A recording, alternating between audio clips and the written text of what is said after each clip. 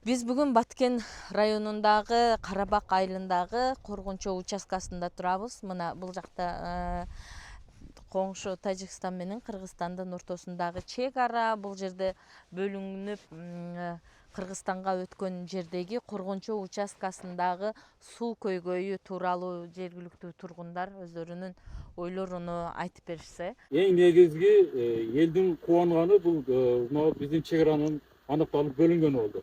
Буга чейин бир барып болсо ар жагы Тажикстан, бул жагы Кыргызстан болуп турганда эч кандай бөлүнгөн жок. Азыр мына сонун болуп сыктылар тосулду. Алардын адамдары, малдары бизге өтпөйт, биздики аларга сонун болду да. Көйгөй чечилди. Эмки көйгөй бизге азыр мына Тажикстандан 240 гектар жер алмашылган да. Бул ошол биз турган жерлер Тажикстандан бизге өттү. 28 мартта бөлүнүп берилди. Бул жерде бир 700дөн ашык адам жер үлүшүн алды. 10-15 дыйканчылар алар өздөрүнүн жерин алышты. Бирок бир гана көйгөй, мына быйылкы жылдын эсебинен бул бактар, бул жер бир да суу койула элек да. Анткени ошол суга суудун жоктугунан. Бирок бул маселени чечүүсүндө азыр иштер жүрүп атыптыр бийлик тарабынан. Мисалы үчүн бул жерде эң бир оңой чечиле турган бир жол бар. Мына ушул турган мына скважина деп коет. Мына жер астынан. Мурда иштеп турган. Жер астынан суу турган. Мурда иштеп турган бул.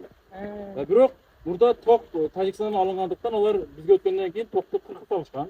Эми ушул жерге мына Карабак айылдан 3 километр жерден ток тартып келтирип эле ушул трансформатор уласа бул жерден суу чыгат да. Бул чыгып турган, иштеп турган скважинада.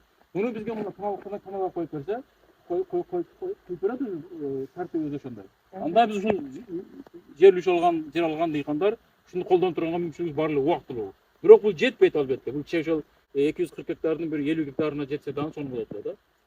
Анан мындан сырткары да кошумча союз мезгилинде курулган 2 скважина бар. Биз бул жерден бир 2 километр, 1,5 километр аралыкта. Ошолорду да иштетип берсе бизге сонун болот да. Бүгүнкү күнү Алар дагы иштебей турат. алар союз мезгилинде иштеп турган, бирок иштесе болот да, даярда. Жер астына көмүлүп даяр турат. Аны иштетсе болот. Иштетсе болот да. Анан кийинки дагы элдин сунушу бул биздин жанагы Кызыл Бел айылынын астынан суу келип турат. Ошону бүгүн мамлекеттин эсебинен тазалап кайрадан оңдоп туруп, ошол жерде Тажикстанга бир 2-3 куб суу жөн эле кетип атат да. Турлуу жыл айланып кетип атат. Ошол сууду бул жака буруп келип, ушул каналга куюп койсо дагы болот турган жолу бар да. Биз бул сунуштарды азыр жергиликтүү бийликке айтып жеткизип атабыз.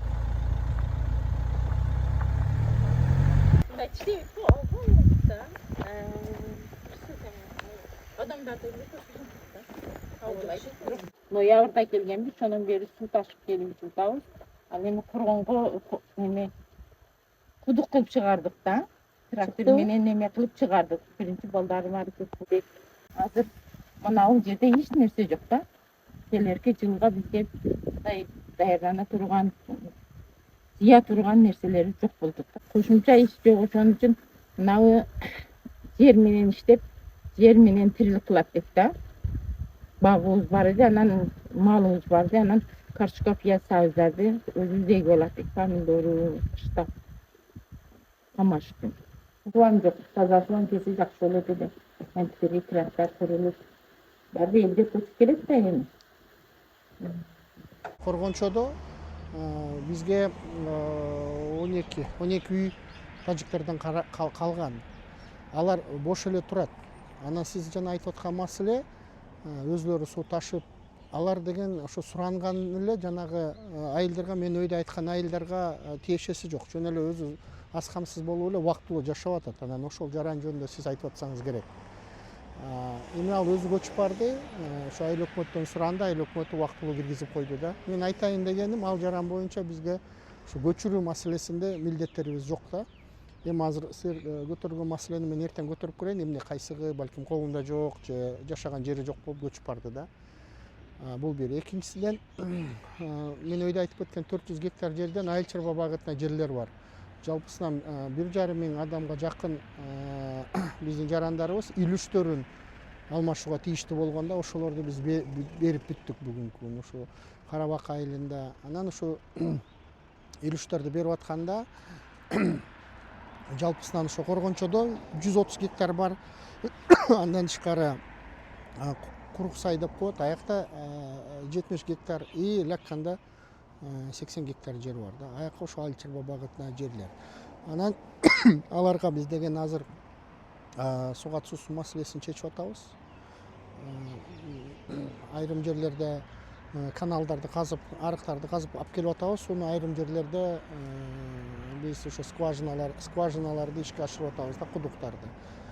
Мен айтып кеткен участоктарда Курук Сайда, Коргончодо, Ляканда агып келген су дагы бар, агымдар. Анан жерден чыккан кудуктар бар да. Ошо кудуктарды биз дагы ордуна келтиришибиз керек. Жана сиз айтып аткан Курук Сайда 1200 метр, 1 километр 200 метрда насос турат.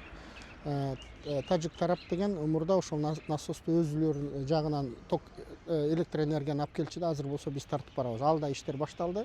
Мен ойлойм бир 4-5 күндүн ичинде ал скважинаны иштетебиз. Андан тышкары дагы биз азыр өзүбүздүн суу башкармалыгы менен сүйлөшүп атабыз. Дагы ушу мен өйдө айтып кеткен отрезактарда жалпысынан 4 скважина дагы чыгарабыз да. Канга 2-ни, Коргончого 2-ни чыгарабыз.